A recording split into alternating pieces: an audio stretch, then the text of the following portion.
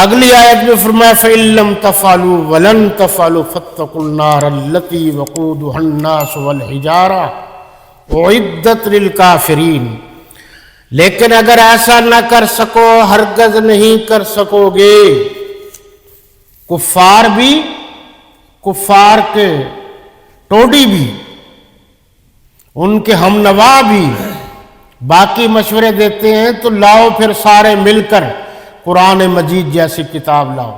فرمایا اس دن اللہ سے ڈرو، آگ سے ڈرو جس کا ایندھن آدمی اور پتھر ہوں گے، اور جو کافروں کے لیے تیار کی گئی۔ ایک تو اس سے یہ پتہ چلا، یہ ذرا غور کریں گے آپ بات پر، کہ اعدت للکافرین، جہنم کافروں کے لیے تیار کی گئی ہے، مسلمانوں کے لیے نہیں ہے۔ مسلمانوں کے لیے جنت ہے۔ اگر کوئی اب کہتا ہے کہ کافر جنت میں جائے گا تو اس کے تو خلاف جا رہا ہے۔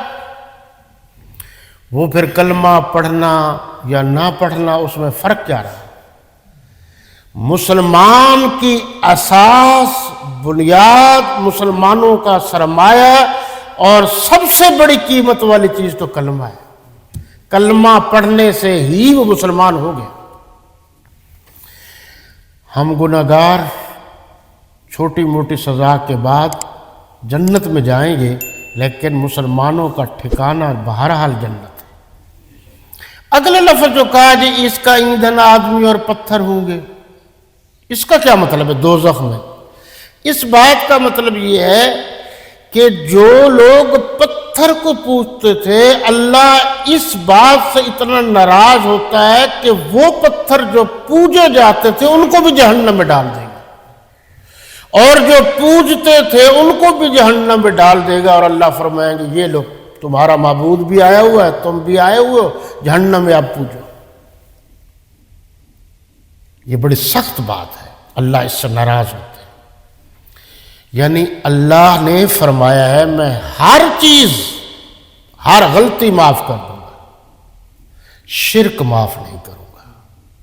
اور اس کی وجہ پر آپ غور کریں کہ شرک اللہ کی عبادت اور قدرت اور اللہ کے معاملات سے غداری ہے۔ غلطی اور ہوتی ہے، غداری اور ہوتی ہے۔ ملک میں رہتے ہوئے غلطی کرے گا تو سزا ملے گی، اگر ملک میں رہتے ہوئے غداری کرے گا تو پھٹے پر لٹکایا جائے گا۔ اب اللہ کی زمین اور اللہ کی مخلوقات میں سے ہوتے ہوئے جو اللہ کے قوانین کی غداری کرے گا، اللہ فرما رہے ہیں کہ ان اللہ لا یغفر ان یشرک بہ، کہ جو غدار ہے یہ مشرک ہے اور غدار کو معاف نہیں کیا جاتا، اس لیے اللہ نے فرمایا میں شرک کو کبھی معاف نہیں کروں گا۔ اگلے لفظ جو انتہائی قابل غور ہیں، ذالک الکتاب لا ریب فیہ ھدی للمتقین۔ یہ متقین، اس سے مراد اللہ سے ڈرنے والے لوگ ہیں، یہ متقین کے لیے ہدایت ہے۔ تو پھر قرآن مجید سب کے لیے تو ہدایت نہ ہوا، اللہ نے سب کے لیے یہ باعث ہدایت بنا کر بھیجا ہے۔ فرق یہ ہے کہ بعض بیمار ایسے ہوتے ہیں جن کو دودھ نقصان دیتا ہے، جبکہ دودھ تو سب کے لیے صحت مند ہے، اور بعض بھینگے ایسے ہوتے ہیں ان کو راستہ غلط نظر آتا ہے۔ دو چیزیں نظر آتی ہیں، ایک نظر نہیں آتی۔ تو جو راستے پر چلنا ہی نہیں چاہتا، جب اسے بتا دیا گیا ہے کہ یہ راستہ صحیح ہے اور یہ غلط ہے، جب وہ جان بوجھ کر غلط راستے پر چل رہا ہے، وہ ہٹ درمی کر رہا ہے، وہ ضد کر رہا ہے، تو اس کے نصیب۔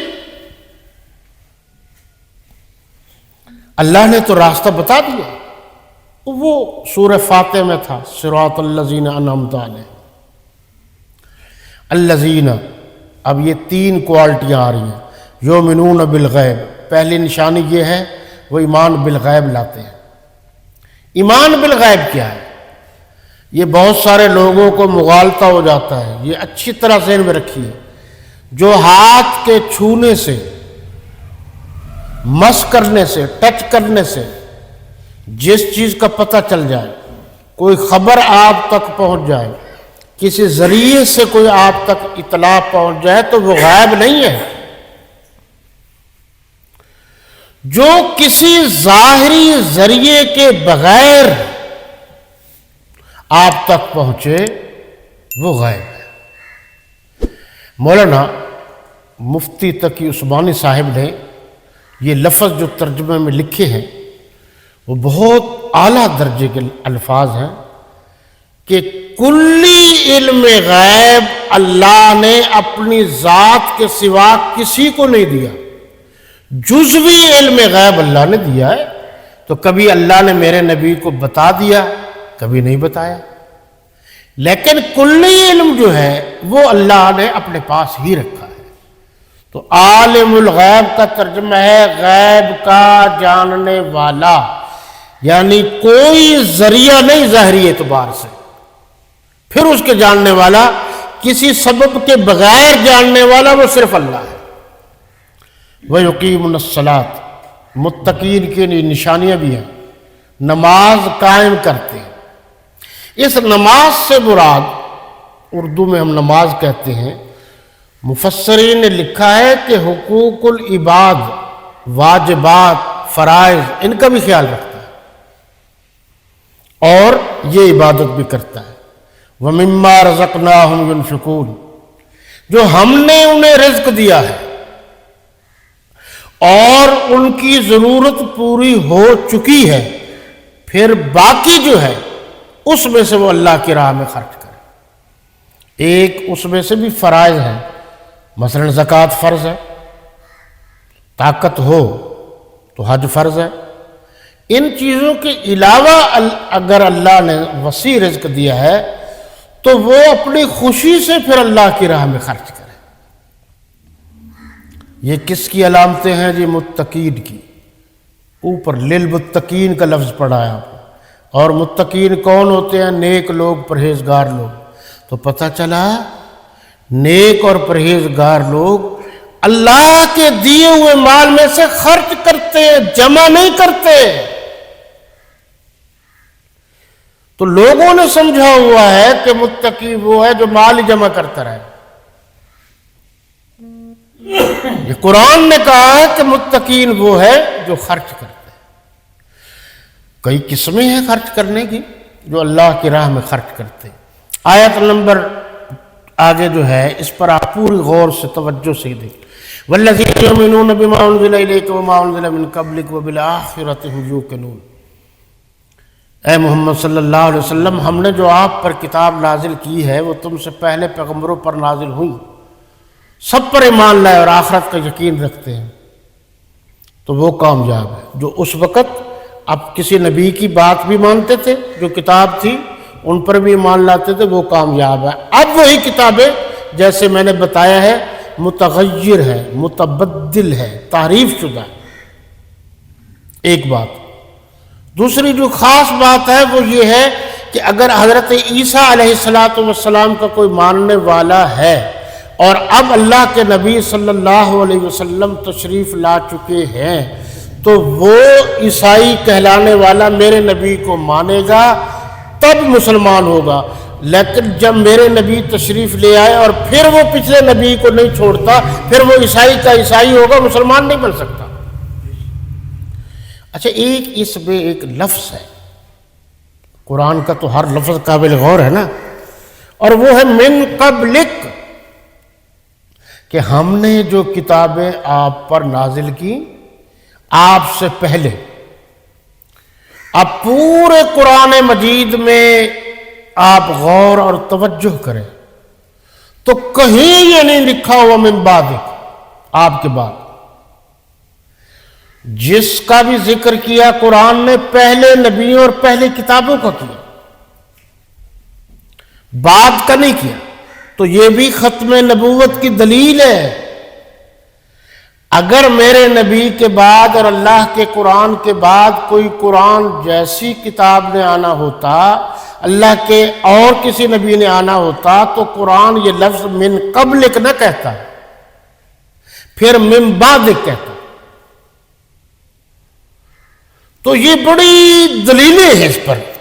اور میں نے عرض کیا تھا کہ قرآن مجید میں 100 سے زائد 100 آیات ہیں عقیدہ ختم نبوت پر۔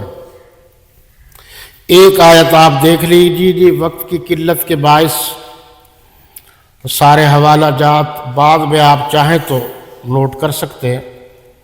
یہ پارہ نمبر 3 ہے، آیت نمبر 81 ہے، صفحہ نمبر جو ہے 79 ہے، 7-9۔ وَإِذْ أَخَذَ اللَّهُ مِيثَاقَ النَّبِيِّينَ لَمَا آتَيْتُكُم مِّن كِتَابٍ وَحِكْمَةٍ